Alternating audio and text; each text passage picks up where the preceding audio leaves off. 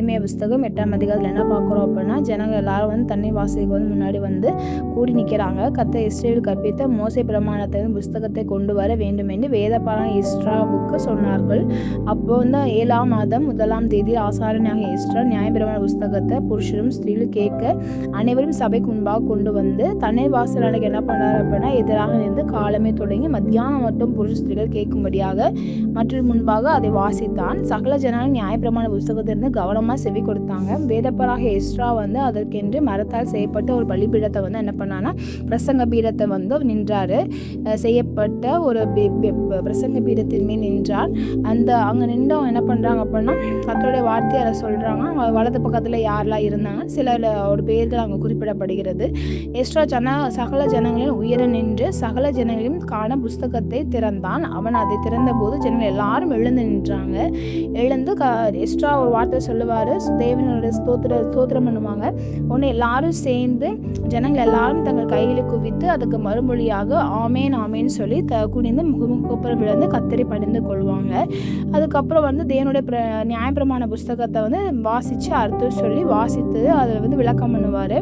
அப்புறம் வந்து ஜனங்கள் எல்லாரும் நியாயப்பிரமாணத்தை வாசி கேட்க போது அழுதபடியினால் நெகேமியா வந்து என்ன பண்ணாருன்னா, எஸ்றா இவங்க எல்லாரும் சேர்ந்து விளக்கு காட்டி லேவிய சகல கோத்திரத்தை இவங்க வந்து கத்தரை வந்து துதித்து பாடி கத்தருக்கு பரிசுத்தமான நாள், நீங்கள் துக்கப்படவும் அழவும் வேண்டாம் என்றார். அதுக்கப்புறம் நீங்கள் போய் கொழுமையானதை புசித்து மதுரமானதை குடித்து ஒன்றுமில்லாதவர்களுக்கு பங்குகளை அனுப்புங்கள். இந்த நாள் நம்முடைய ஆண்டவருடைய பரிசுத்த நாள், விசாரப்பட வேண்டாம். கத்தருக்குள் மகிழ்ச்சியாக இருப்பதே கத்தருடைய உங்களுடைய பலன் என்று சொல்றாரு.